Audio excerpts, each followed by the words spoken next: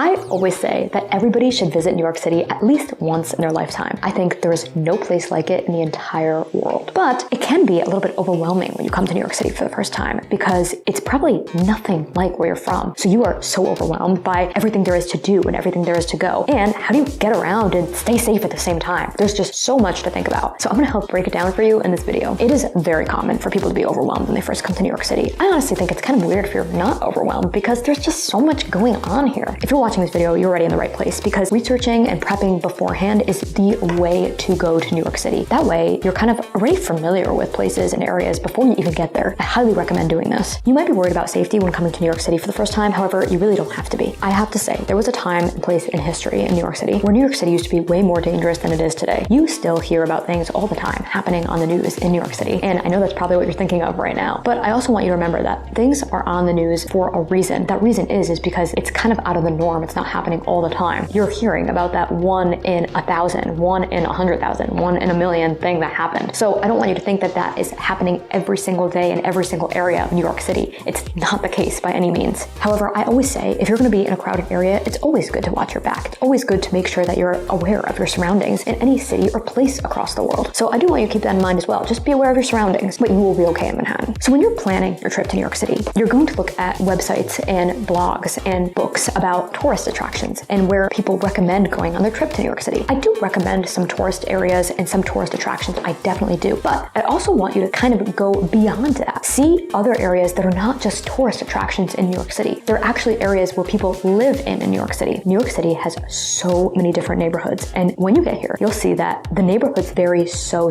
much. They have their own identity and vibe. You can go to one neighborhood and then go to a different neighborhood where other people live in. And you're like, I can't even believe this is in the same city. It's truly incredible. And as a real estate agent myself here in New York City, it surprises me to this day. Like I still feel like that. So I want you to be able to explore, go to different areas. When a lot of people are visiting New York City, they're going to stay near Times Square, near the Theater District, near Central Park, near these really popular tourist attractions. And if you are doing that, that's okay. There are really great hotels around there. So I do understand why people do that. But if you can, try to stay outside of Midtown in some of these other areas because I do think that they also have so much to offer as well. And you really get to see so much more. Make sure you're getting outside of just Midtown and exploring downtown and uptown because this is where more people live. More people are going to be living in downtown and uptown Manhattan. Now, there are a lot of different tourist attractions in downtown Manhattan. There are some tourist attractions uptown as well. There are museums and art galleries and things like that uptown. So you will probably be going to those two areas if you're planning to do those type of tourist attractions. I am going to challenge you to go out of your way and try some local food here. I know it's really easy to see chains like McDonald's, Burger King, things like that you're used to back home. You're familiar with it. Even Starbucks, because everybody has Starbucks nowadays. And you see these things in New York City and you're thinking, oh, I'm familiar with that. I know exactly what I want to get. And so you get that. But there are so many great local food spots to try and so many great local coffee shops to support and try that I want you to take advantage of that when you're here and challenge yourself not to go to these places that they have back home. This is one of the biggest mistakes that I see people make when they visit New York City is that they just rely on the things that they know. But I want you to remember that you came all the way to New York City to try and experiment these new things. Then that's what you should be doing. You shouldn't be just going to the things that you know and that's comfortable. Don't be afraid to use public transportation when you're in New York City. I know it can seem so overwhelming. Honestly, when people live in New York City for the first year, it probably takes them almost a first year to fully learn the public transportation here, if that. It's very confusing. However, there are a lot of apps and resources where on your phone, literally if you go on Google Maps, where you can type in where you want to go on Google Maps and it will literally tell you exactly which trains to take, which ones are delayed and things like that. So you don't have to really figure it out as much. I do remember a time in New York City where you literally didn't have apps like that and you actually had to look at a map or figure out in advance which subway to take to get where you want to go. That is no longer the case in New York City, so take advantage of these tech resources. You're going to have a much better trip in New York City if you take advantage of the subways instead of just kind of going on the tour buses and things like that, because you're going to actually be able to see more of New York City and get more out of your trip. Don't pack too many activities in one day when visiting New York City. So many people have this long list of everything that they want to do in one day. And I get it. You're only here for a short amount of time, so you want to get as much in as possible. But at the same time, one of the best parts about New York City is the spontaneity, the things that pop up that you weren't expecting, that you didn't plan for and that you didn't know about. That's the best part about New York City. Even for people that live in New York City to this day, they're still experiencing that. If your schedule is so packed to the point where you have no time for the spontaneity, you might come across something really cool, but then have to stick to your schedule and skip over it just because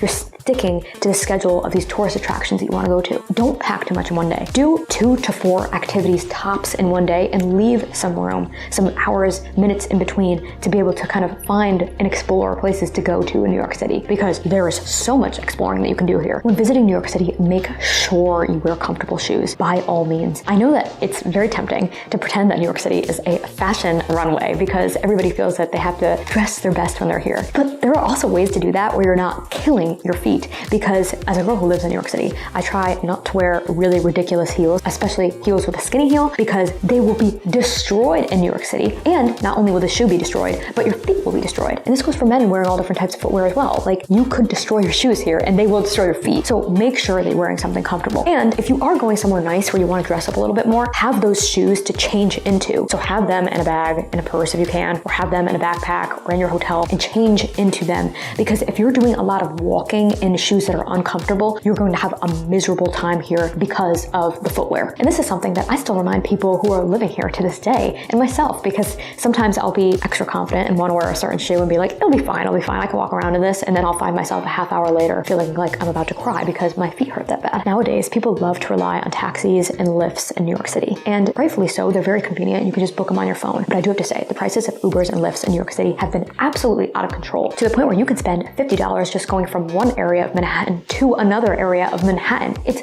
crazy. The prices have just been so out of control that I find myself not taking Ubers and Lyfts as much as I used to at one point. So what can you do instead? You can always rely on public transportation, but also taxis have become the cheaper option in New York City. Not all the time, but most of the time, 80% or more of the time, taxis tend to be cheaper than Uber and Lyft. So I want you to consider taking a taxi. Now, I know it might be difficult depending on what neighborhood you're in if you can hail a cab, but if you can, I'd highly recommend that you take a taxi before taking an Uber and Lyft. My number one piece of advice for anyone visiting New York City is to be present when you are in New York City. What do I mean by that? I see so many tourists and so many people visiting New York City who are constantly taking selfies, taking pictures everywhere they go. And I know that they just want to be able to share their experience with their friends and their family back home. I get it. I completely get it. But sometimes I just look and I'm like, wow, how present are these people? Like, I feel like they're not actually enjoying the moment because they're just trying to take so many pictures. And I do this myself when I go to other areas around the world. So I get it. But sometimes you just have to be able to like put your phone away and just actually live the experience instead of just trying to live it for social media or living it for pictures to show your friends and family back home. I want you to actually experience New York City for yourself. So don't be afraid to put your phone away from time to time. So I hope this helped you figure out what to expect when first visiting New York City. Now, I would love to know, have you been to New York City yet? Or is this going to be your first trip? Now, if you have been to New York City, if you have any tips to share with everybody in the comments, that would be greatly appreciated, because as always, I love hearing from you guys.